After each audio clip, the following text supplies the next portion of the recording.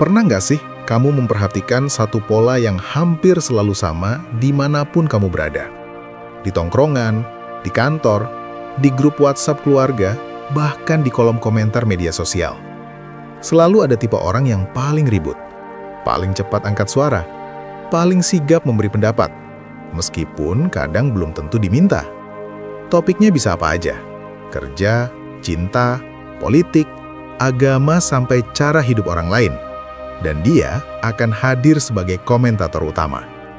Nada bicaranya yakin, gesturnya penuh tenaga. Seolah-olah kalau dia berhenti bicara 1 menit saja, dunia akan kehilangan arah. Dan lucunya, orang seperti ini sering dianggap kuat, dianggap berani, dianggap punya mental baja. Padahal, kalau kita mau jujur sedikit dan berani mikir lebih dalam, seringkali yang terlihat kuat itu justru yang paling rapuh di dalam. Karena kebutuhan untuk selalu bicara, selalu membela diri, selalu membuktikan bahwa dirinya benar, seringkali bukan berasal dari kekuatan, tapi dari kegelisahan, dari rasa takut tidak dianggap, dari kecemasan kalau pendapatnya tidak diakui, dari ego yang terus minta validasi. Jadi, suara yang keras itu kadang bukan tanda kekuatan, tapi alarm dari dalam diri yang belum tenang.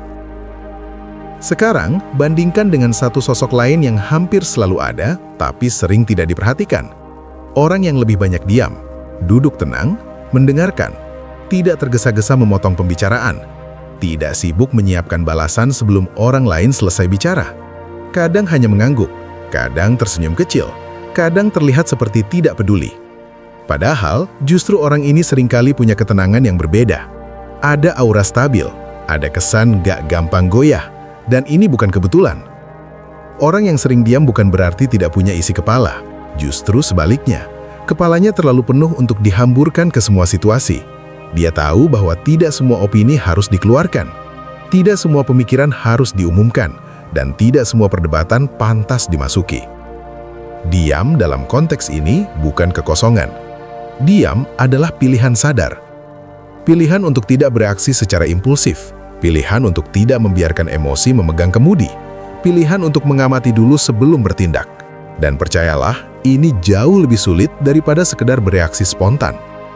Bereaksi itu mudah, menahan diri itu latihan, marah itu instan, tenang itu butuh kesadaran. Balas omongan pedas itu refleks, menarik nafas dan memilih diam itu butuh kekuatan mental. Banyak orang bisa teriak, sedikit orang bisa menahan diri, dan disitulah perbedaannya. Orang yang ribut seringkali hidup dalam mode siaga perang. Sedikit tersenggol, langsung siap menyerang. Sedikit disalahpahami, langsung defensif. Sedikit dikritik, langsung merasa diserang secara personal. Hidupnya seperti notifikasi yang gak pernah berhenti bunyi. Capek, tapi dia sendiri sering tidak sadar bahwa kelelahan itu berasal dari dalam. Sedangkan orang yang sering diam biasanya sudah belajar satu pelajaran penting dari hidup. Energi itu terbatas, dan tidak semua hal layak menghabiskannya. Bayangkan energi mentalmu seperti baterai HP. Kalau setiap notifikasi kamu buka, setiap komentar kamu tanggapi, setiap sindiran kamu pikirkan, wajar kalau sebelum sore kamu sudah lowbat. Masalahnya banyak orang bangga menghabiskan baterainya untuk hal-hal yang sebenarnya tidak mengubah apapun dalam hidupnya. Orang yang tenang memilih hemat energi. Dia memilih fokus pada hal-hal yang benar-benar penting. Dan ini bukan sikap pasif, ini strategi bertahan hidup di dunia yang terlalu berisik. Ada satu ironi lucu yang sering terjadi. Orang yang paling keras suaranya seringkali paling cepat tersinggung. Sedangkan orang yang paling tenang justru paling tahan banting. Karena kekuatan mental tidak diukur dari seberapa keras kamu bicara, tapi dari seberapa dalam kamu bisa menahan diri. Dan jangan salah, diam bukan berarti memendam segalanya sampai meledak. Diam yang sehat adalah diam yang sadar. Diam yang tahu kapan harus berbicara dan kapan harus membiarkan sesuatu lewat. Karena tidak semua orang datang ke hidupmu untuk didengarkan. Ada yang datang hanya untuk menguji batas emosimu. Dan orang yang kuat mentalnya tidak menjadikan semua orang sebagai ujian hidup. Dia selektif. Selektif dengan apa yang dia dengar. Selektif dengan apa yang dia respon. Selektif dengan siapa yang dia beri ruang di pikirannya. Ini bukan sikap dingin. Ini bentuk self-respect. Lucunya lagi, orang yang sering diam justru sering disalahpahami, dibilang sombong, dibilang cuek, dibilang gak peduli. Padahal seringkali dia hanya tidak tertarik terlibat dalam drama yang sama berulang-ulang. Dia tahu, tidak semua konflik harus diselesaikan dengan suara tinggi.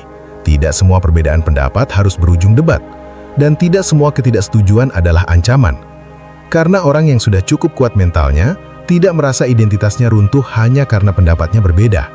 Dia tidak panik ketika tidak disetujui. Dia tidak merasa harus selalu menang dalam percakapan untuk merasa berharga. Dan ini poin penting yang sering luput. Kebutuhan untuk selalu menang argumen biasanya datang dari ketakutan kalah secara batin. Orang yang sudah berdamai dengan dirinya sendiri tidak sibuk membuktikan apapun. Dia tidak merasa harus selalu terlihat pintar, tidak perlu selalu terlihat benar, tidak perlu selalu terlihat kuat, karena kekuatan sejati tidak haus pengakuan. Makanya, ketika orang yang jarang bicara akhirnya bersuara, kata-katanya sering lebih berbobot, lebih terukur, lebih tepat sasaran. Karena dia tidak bicara untuk melampiaskan emosi, tapi untuk menyampaikan makna.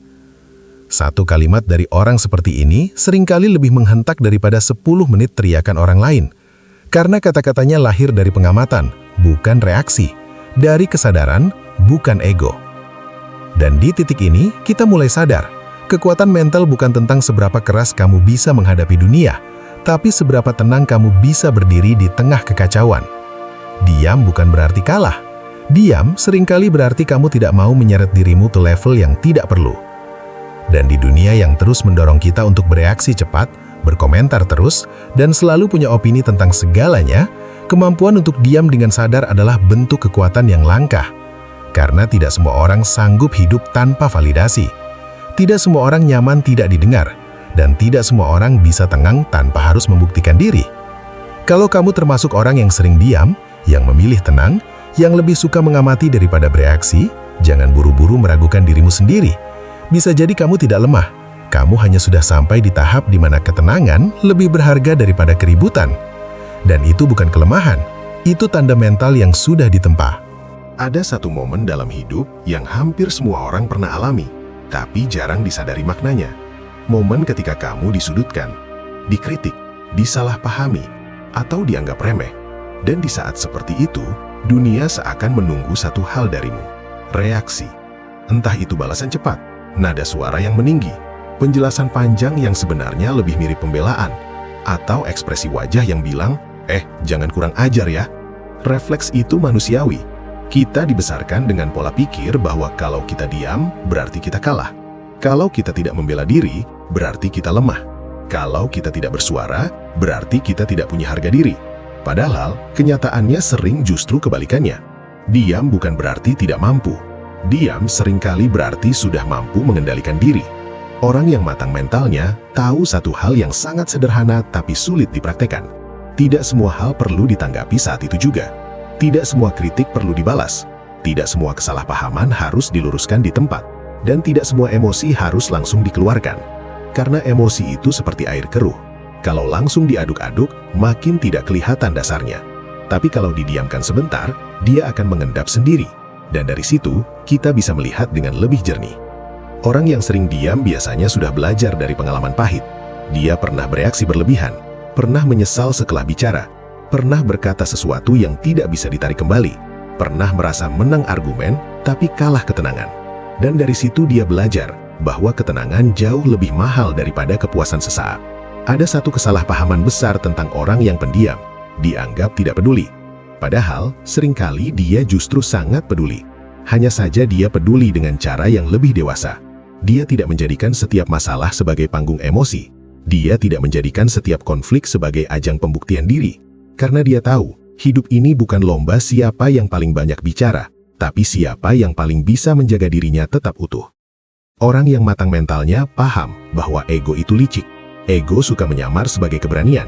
Padahal seringkali itu cuma ketakutan yang dibungkus suara keras. Ego ingin segera terlihat benar, ingin segera diakui, ingin segera menang. Dan kalau ego yang memimpin, yang rusak biasanya bukan orang lain, tapi diri sendiri. Makanya, orang yang tenang sering terlihat dingin. Bukan karena tidak punya perasaan, tapi karena dia tidak membiarkan perasaannya mengendalikan seluruh hidupnya. Dia bisa marah, tapi tidak dikendalikan marah. Dia bisa kecewa, tapi tidak tenggelam di dalamnya.